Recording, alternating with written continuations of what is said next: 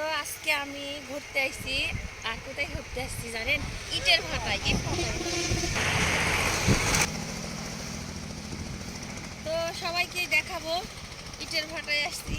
আর ইটের ভাটায় এই আমি প্রথম আসলাম ইটের ভাটায়। এর আগে কখনো আসি নাই, এবার প্রথম আসলাম। মানে অনেক বড় ঢিপি এই তো। তো আজকে আমি চলেই আসলাম, মানে ইট কিভাবে বানাই জানি না, তো আজকে চলে আসছি ইটের ভাটায়।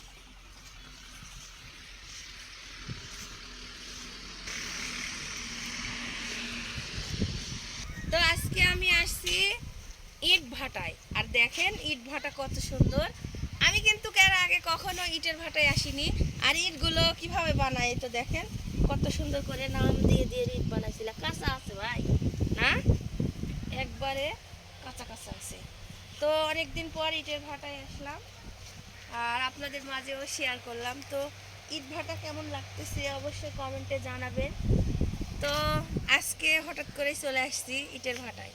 আমাদের বাড়ির কাছে ইটের ভাটা, কিন্তু কখনো এভাবে একবারে আসা দেখিনি।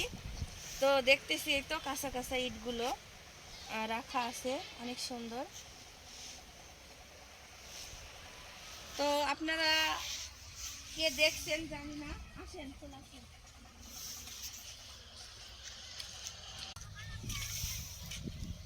তো ইটের ভাটায় কেউ নাই আজকে, আমরা ফাঁকা ফাঁকা ঘুরতেছি।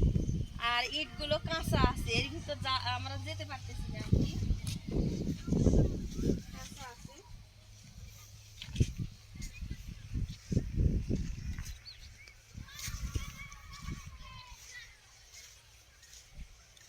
আসেন আপনাদের দেখাচ্ছি। মানে এটা কি দিয়ে বানায় আর কি, মানে ফর্মা দিয়ে না, ফর্মা দিয়ে বানায়। আর অনেক ইটা, মানে অনেক ইটা ইয়ে করে রাখছে সবাই, মনে করেন যে একবারে ভরে ইটে লাগাইছে।